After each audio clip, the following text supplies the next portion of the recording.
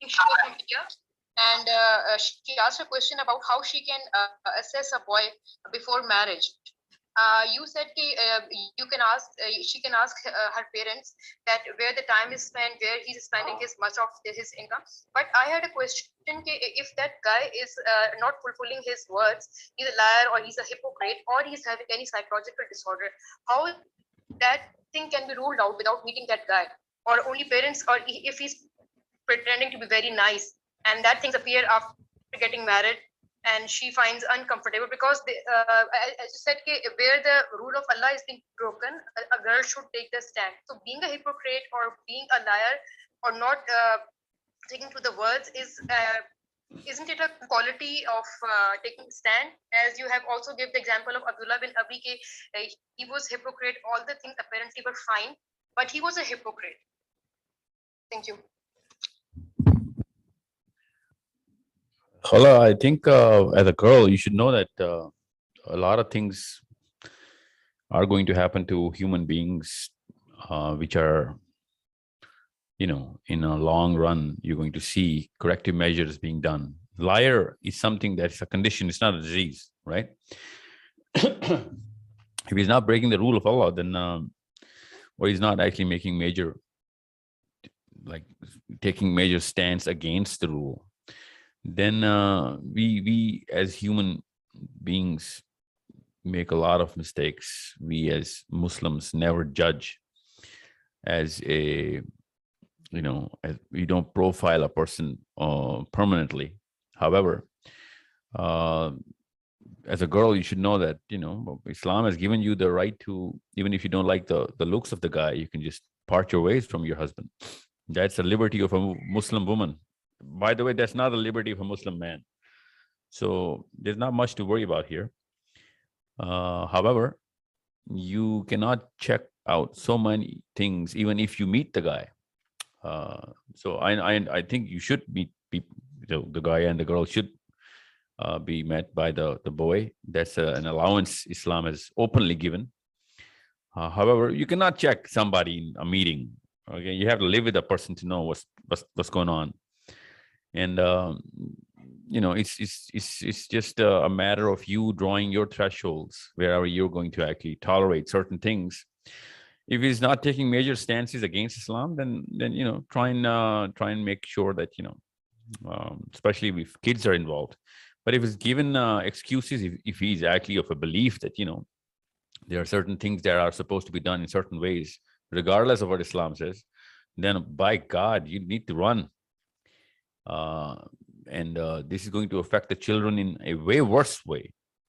You know what I'm saying? Let me translate for all of the Pakistanis who cannot understand English. बच्चे जब हो चुके हों और बच्चों के लिए आप ये सोच रहे हो कि नहीं घर नहीं टूटना चाहिए, तो बच्चों का जन्नत का घर नहीं तोड़ना आपने. मसला तो ये है, अगर आदमी ऐसा है जो कि अल्लाह के खिलाफ जस्टिफिकेशन रखता है, अल्लाह के उसूलों के खिलाफ, तो देखें किस तरीके की उस पर दावत हो सकती है.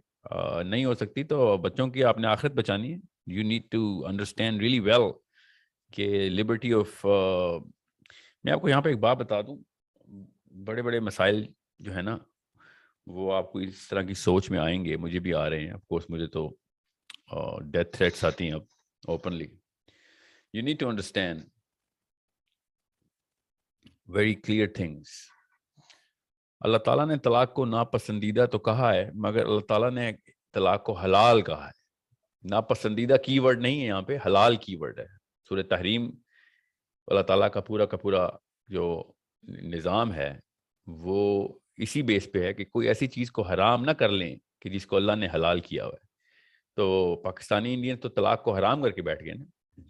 सो नापसंदीदा इसलिए है कि इमीडिएट हेस्टी डिसीजन ना लिए जाएं. हलाल चीज़ के लिए किसी किस्म की ताख़ीर करने की ज़रूरत नहीं होती सिवाय तलाक के. बस तो आप देखें, सोच समझ के मशवरा करके ये डिसीजन लें, इसलिए क्योंकि नापसंदीदा काम है. मगर हलाल को हराम मत समझें. हलाल इसीलिए किया गया कि अगर कोई मसला है तो ज़रूर इसको इस रास्ते को इस्तेमाल किया जाए. बाकी ये रही बात कि घर टूटेगा और बच्चों के साथ ये मसला होगा. मैं अभी आता हूँ के पास. तो बच्चों को असली मसला तो आखिरत का होगा ना, वो देखना है आपने. उस काबिल नहीं है तो शादी नहीं होनी चाहिए थी, अगर ये सोच नहीं आ सकती कि बच्चों की आखिरत का क्या निज़ाम है. It's a very overwhelming thought जो कि मैं काउंटर करने की कोशिश कर रहा हूँ. बड़े बड़े इंसान इस वक्त मसलों में, मैं जानता हूँ, बच्चों की दुनियावी देखभाल के लिए बहुत बड़ी कंफ्यूजन क्रिएट हो जाती है और इतना आसान नहीं होता. मतलब करने वाले तो कर रहे हैं, मगर ज़्यादातर लोग नहीं कर सकते कि आखिरत का मामला देखने के लिए दुनिया में पूरी तरीके से कुर्बानी दे दें, बच्चों को एक ख़ास मसाइल का शिकार करें माशी और माशरती तौर पर. मगर करना तो पड़ेगा. अगर अल्लाह वाले हैं तो फिर अल्लाह के लिए ये करना पड़ेगा. अल्लाह संभाल लेगा. अल्लाह ताला अकेला नहीं छोड़ता अपने बंदों को. However, आपका क्वेश्चन ये नहीं था. You are not asking specifically about the kids. I'm just taking care of the questions that come into my inbox regarding this specific subject. They come a lot in big numbers, especially from women, and Maulvis who keep shooting at me that why are you pumping the divorce card? I'm not pumping the divorce card. I'm pumping the principle card. Okay, if the man has principle difference with the woman and the woman is standing on principles of Allah, then she should take decisions. Now, just like that, आदमी के साथ भी ऐसा ही है. मगर आदमी चूंकि he's put in a leadership role inside the house, so he better take a lot more corrective measures. और उसकी sequencing भी कुरान पाक में दी हुई है.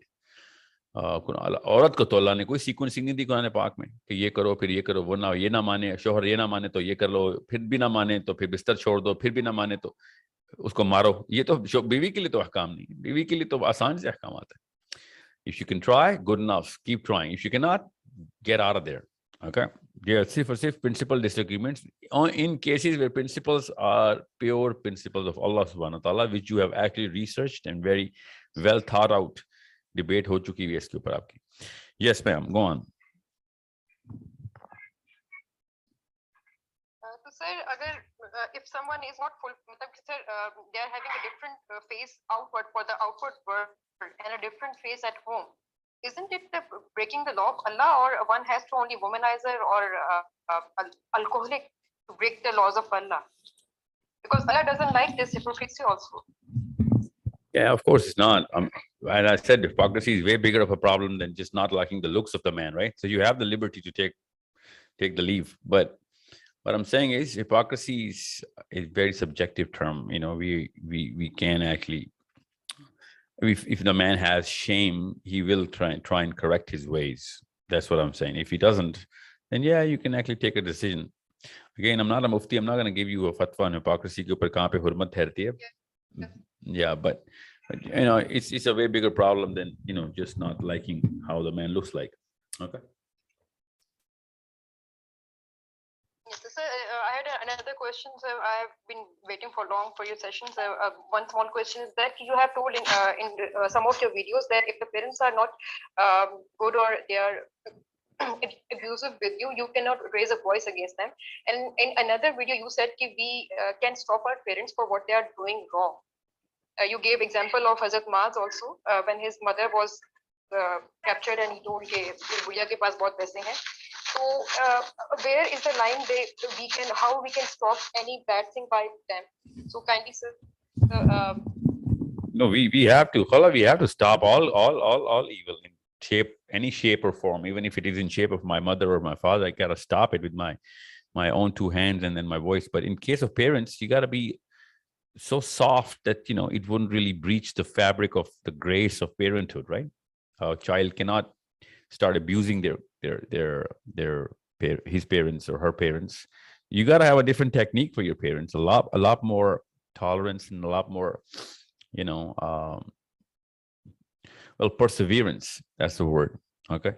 So, but you got to stop no matter who it is. It doesn't matter whether it's a parent or a grandparent. You got to stop the wrong wherever you see it. Okay.